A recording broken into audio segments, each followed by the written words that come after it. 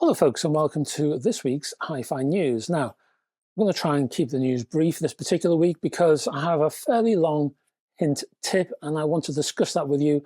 Also need your help on this just to fill in some gaps on my knowledge. And well, I'd be interested to know what you can bring to this particular piece of advice. It's all to do with cassettes again.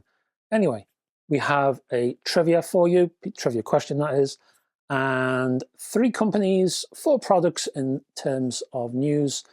And then at the end, we'll have an answer to this trivia question. We're staying with money as the theme, and the question is, which rap star went from a net worth of $30 million to bankruptcy in just 6 years, thanks in small part to building a house that had garaging for his 17 cars. One more time, which rap star went from a net worth of $30 million to bankruptcy in just 6 years, thanks in small part to building a house that had garaging for his 17 cars? Now, you don't have to be into rap to know this one, because I do recall it was a bit of a thing back then. It's going back a little bit, not too far, but I think it was in the news generally. Because it was a bit of a surprise. Anyway, I'll tell you at the end of the video. Let's go to some news.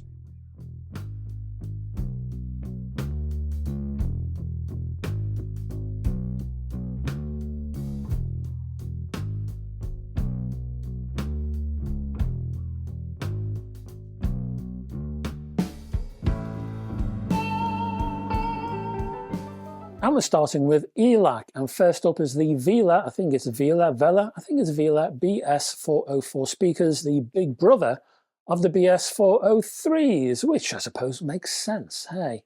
This one features a trapezoid-shaped, angled and vented bass reflex cabinet to apparently help definition. The shape, the trapezoid shape, apparently helps that definition. There's a 180mm mid-bass driver in there, and part of this driver includes ELAC's own ASXR technology, and that's there to enhance mid-range performance and to better partner the Jet 5 tweeter that you will find above. Sensitivity for these speakers is 87 decibels, and because of that and the nature of the design, you're going to need a fairly hefty amplifier to drive them. I would say around 40 watts. Finishes include white and black high gloss plus walnut high gloss. Price I have here is £2,999.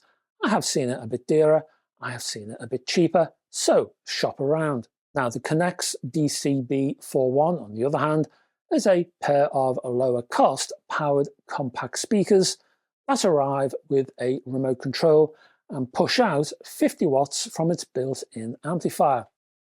There is a vent on the upper rear of the cabinet to enhance bass, and that initial bass derives from a long throw drive. A domed tweeter in this case sits above, and that is recessed within its own waveguide. Inputs around the back include HDMI ARC for TV connections, you get optical, USB, single-ended RCA, plus phono amplifier and Bluetooth.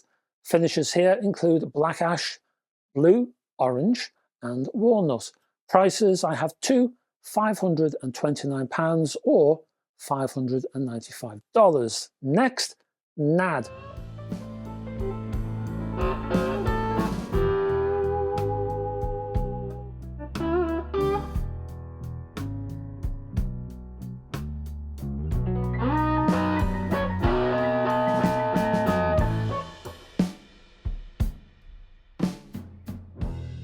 Actually, you know, I think I need to take this back. I actually have 5 products from 3 companies. So much for keeping this particular news short. Anyway, let's continue. This one, the initial one from NAD, is the C3050 integrated amplifier. And this one has a real retro look to it, but uses the hybrid digital UCD output stage and the Texas Instruments PCM 5242 differential DAC. Included within is a moving magnet phono amplifier and also a headphone amplifier. You get HDMI ARC for TV connection, coax and optical. Now the thing about this amp that got me is that there's only one pair of single-ended inputs, which for some will be limiting. I'm sure there are plenty of customers for this one though.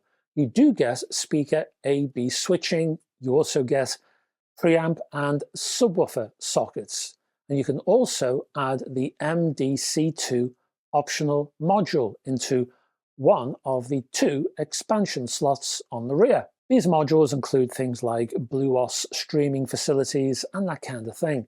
Prices, I have three, either $1,399, €1,599, or £1,299. Next from NAD is the M66 Streaming DAC preamp, which is quite a mouthful, and this is a fairly high-end box. It's in its, what is it, Masters collection? So the prices I have here are either $5,499, £4,499, or €5,999. This is a network streamer. It's based on BlueOS, and the M66 handles up to 24-bit 192 kHz. MQA is also supported, and you can control the M66 via the BlueOS controller app. That's available for Android, iOS, Mac OS, and Windows. With the M66, you can play music in just one room, or you can share over a home network. I think you can hook up over something like 63 BlueOS enabled components from NAD or other hardware partners. Inside the chassis is ESS Technologies E9038 Pro Sabre DAC. The M66 is the first component to feature NAD's dynamic digital headroom circuitry, and this is supposed to remove digital inter-sample peak clipping distortion. Another mouthful. The upshot, well, the upshot I suppose is to hear less edge in the mid-range and the treble. More realism, I suppose you might say. You also get an analog direct mode, which is another included feature, and that bypasses all the digital processing. The M66 also has separate signal paths for digital and analog sources, and separate power supplies for both of those sections. Also inside is a moving magnet and moving coil phono amplifier, HDMI eARC, that's included for your TV. You'll also find balanced XLR and unbalanced RCA outputs for connection to a power amplifier. There's also 4 XLRs and 4 RCAs to connect to subwoofers. You also get Bluetooth, and there are a few codecs associated with that, including your basic AAC all the way up to aptX HD and LDAC. Oh, and speaking of NAD, yes, you do have the ability to include those little modules, the MDC2, which is very PC-like. You can push those in and you can add other facilities.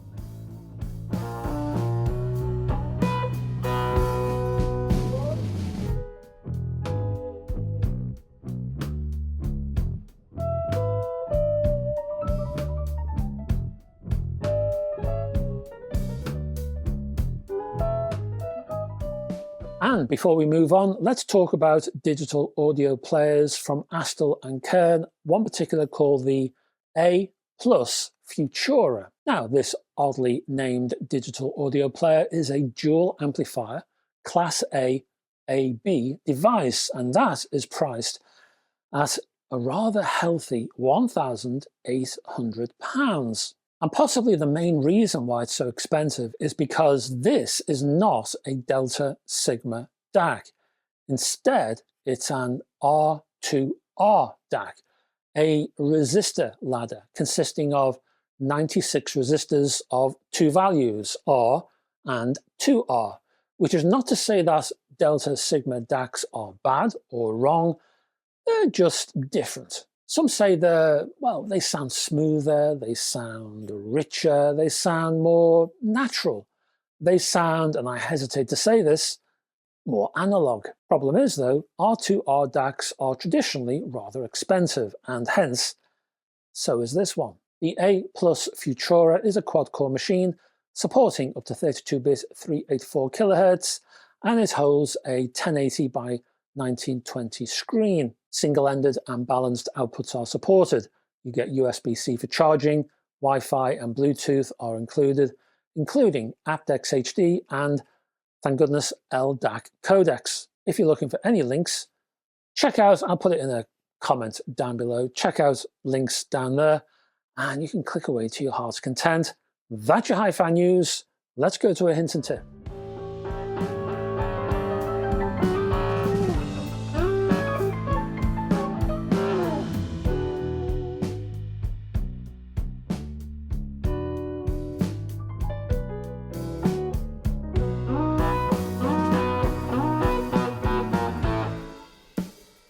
Now, this is a fairly long hint and tip, but to be honest, I could have spent an hour, 2 hours on this one subject for this video. So let's see if I can get to the bottom of the issue in the limited time I have. And please, if you're knowledgeable about this issue, or if you have something to contribute, please do below. Please come forward, add your comments below.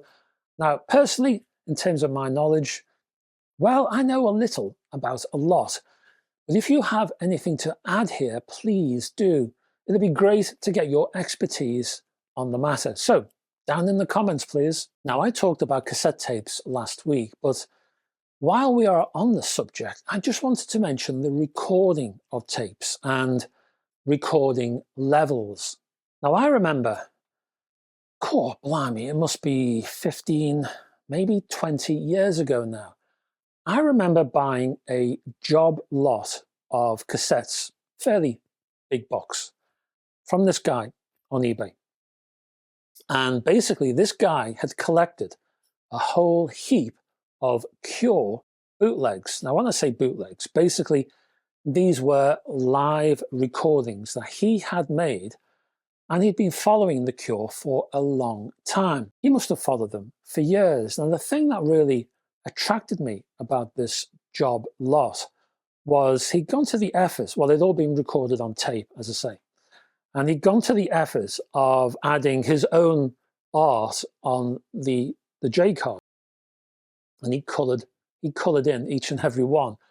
It was very sweet and it was very nice, and I thought, well, you know, he's gone to all this effort, and I wanted it to go to a good home, so I bought the lot. Problem was, when I received them, there was an issue. Now, they were all physically fine, everything worked fine, but the problem was he'd recorded the music, so the recording levels on that I could see on my cassette deck VU meter never once passed 0 decibels. Now, he obviously thought this was the right thing to do, and so in his own way, he was being careful and correct. I just wish he'd listened back to the tapes themselves with a critical ear.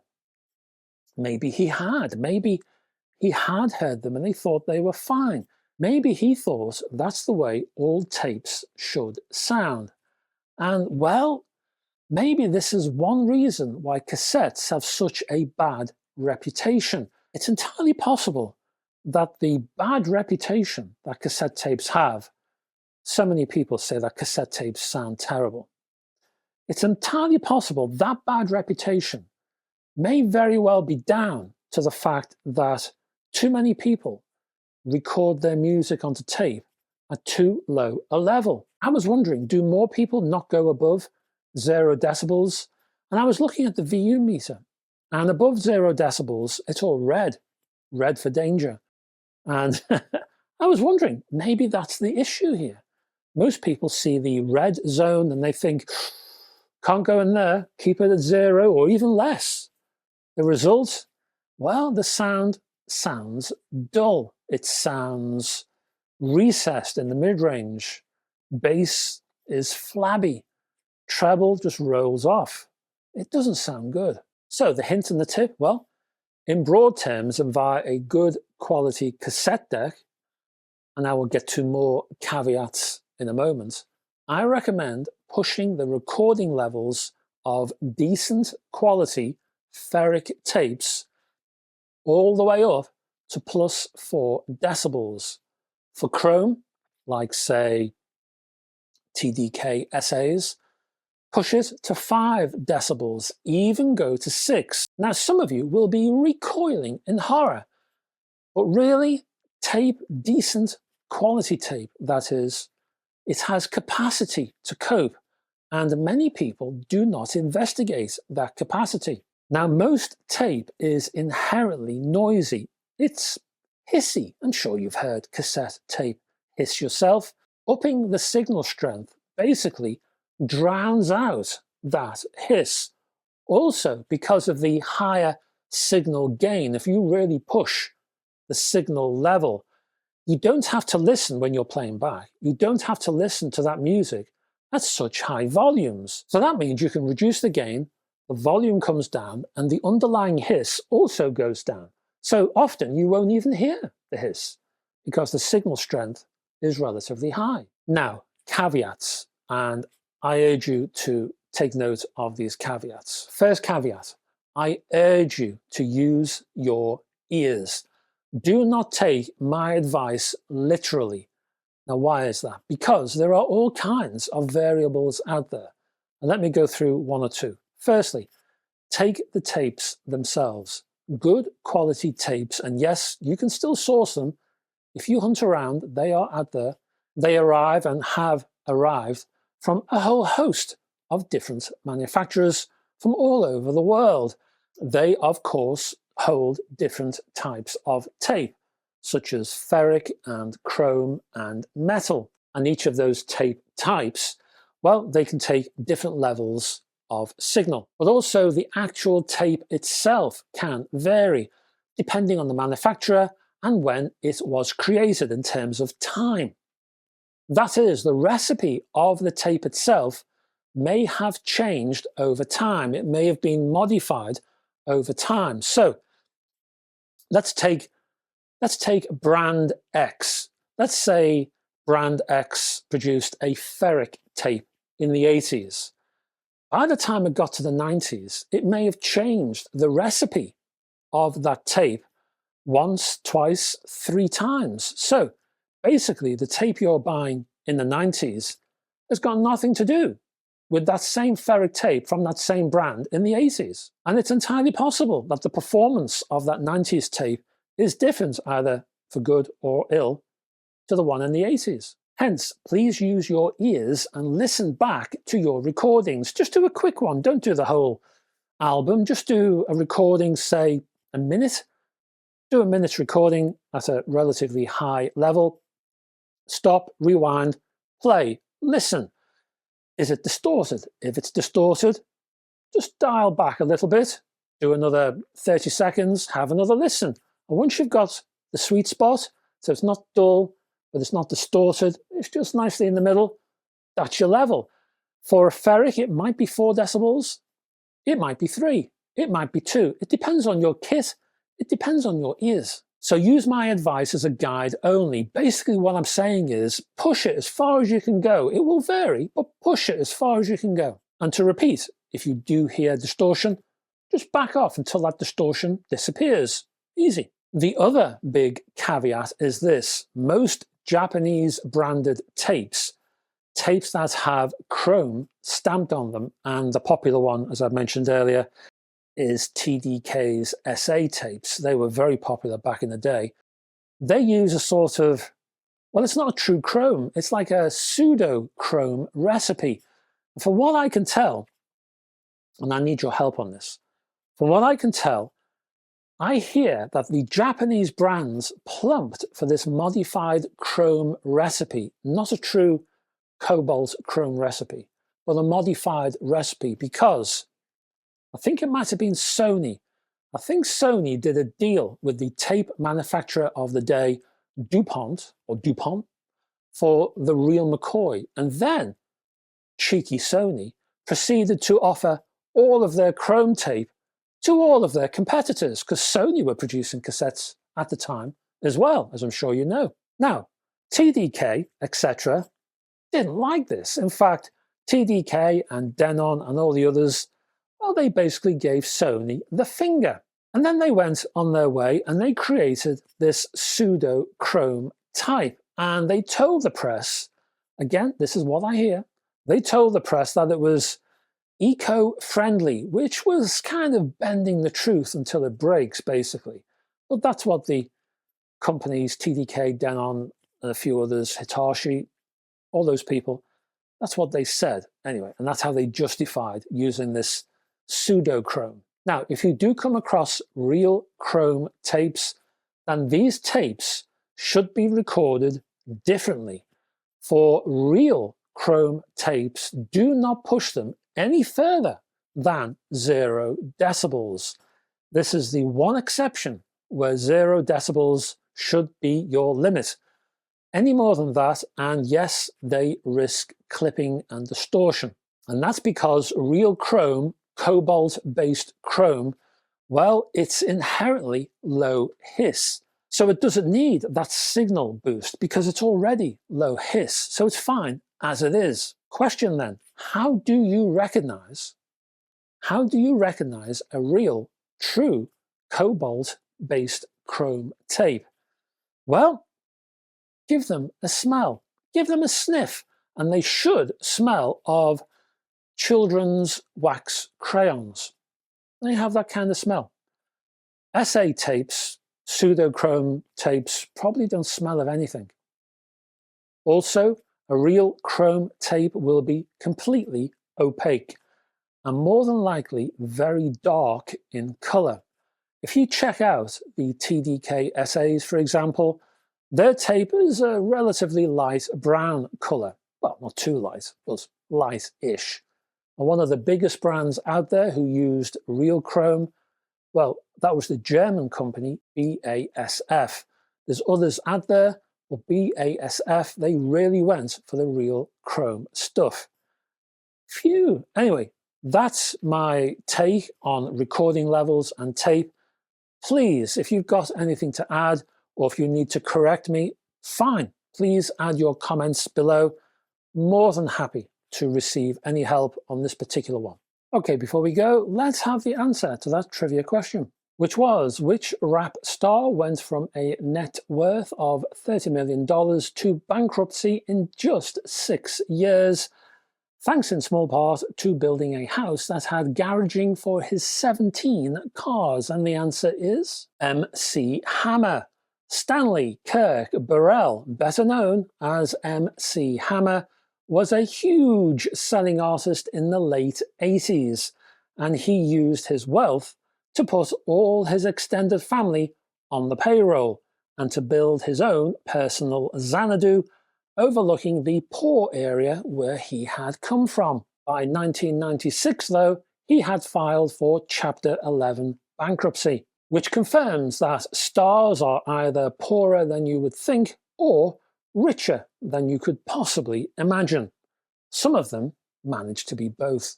And that's it, folks. Thank you very much for staying to the end of this video, and I will be back with some more good stuff next week, and I hope you can join me then. Until then, folks, bye-bye for now.